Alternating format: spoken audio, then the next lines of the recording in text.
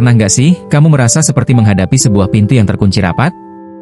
Pintu itu bisa jadi sebuah peluang, sebuah harapan, atau sebuah doa yang seolah belum dijawab. Kita merasa kecil, lemah, dan kayaknya nggak punya kunci yang tepat untuk membukanya. Hai, semuanya.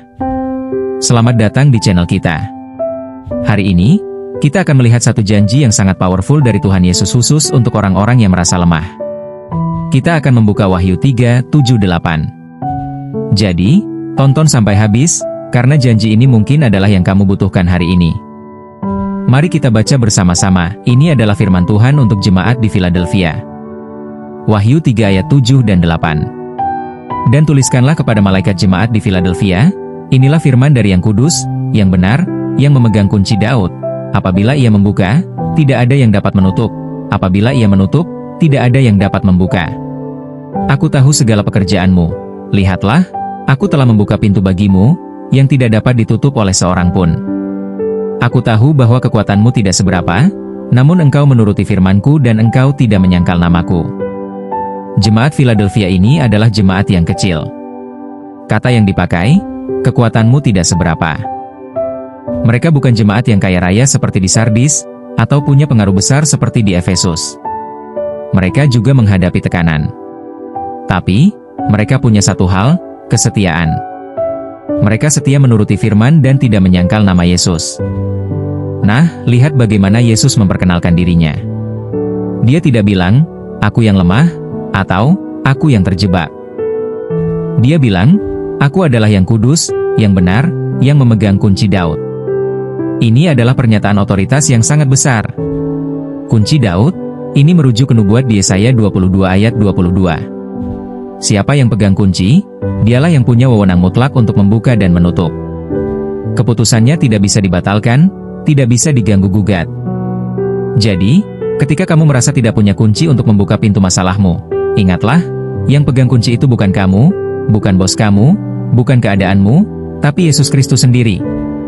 Dan dia berkata, "Aku tahu keadaanmu yang lemah, dan justru karena itu, aku yang akan bukakan pintu untukmu."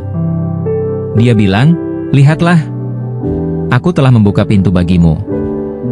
Itu adalah kalimat past tense. Sudah terjadi. Itu adalah sebuah kepastian, bukan sekadar kemungkinan. Lalu, pintu apa saja yang dia buka untuk kita? 1. Pintu pelayanan dan kesempatan, Wahyu 3 ayat 8.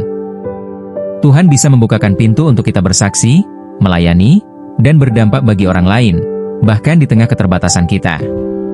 Pintu yang dia buka, tidak ada yang bisa tutup. 2. Pintu doa dan hubungan dengan Allah, Ibrani 4 ayat 16. Karena Yesus yang kudus dan benar itu, kita sekarang punya akses, punya jalan masuk yang terbuka kepada Bapa di sorga. Kita bisa datang dengan penuh keberanian kepadanya. 3. Pintu pengharapan di masa depan, Yeremia 29 ayat 11. Ketika semua pintu seolah tertutup, Tuhan punya satu jalan keluar yang sudah Dia sediakan. Dia pegang kunci masa depan kita. Kadang kita seperti orang yang mencoba membuka pintu yang terkunci dengan mendorongnya, memaksanya, atau bahkan mencoba memanjatnya. Kita kelelahan dan frustasi. Firman hari ini mengajak kita untuk berhenti sejenak.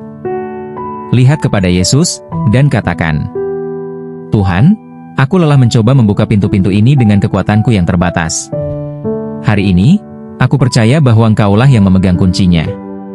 Aku mau menyerahkan semua pintu dalam hidupku ke dalam tangan MU. Bukakanlah apa yang harus Engkau buka, dan tutuplah apa yang harus Engkau tutup. Aku percaya waktunya MU yang paling tepat." Amin. Kekuatan kita memang terbatas, sama seperti jemaat Philadelphia. Tapi kesetiaan kitalah yang Tuhan lihat. Dan kuasa Tuhan yang memegang kuncilah yang akan membukakan jalan bagi kita. Jika renungan singkat tentang pintu terbuka ini memberkati kamu, jangan lupa untuk tekan tombol like, subscribe ke channel ini, dan share ke teman-teman yang mungkin sedang butuh mendengar kabar baik ini. Tulis juga di kolom komentar, pintu, apa yang sedang kamu percayakan kepada Tuhan yang memegang kunci itu? Kita bisa saling mendoakan. Tuhan Yesus memberkati kamu.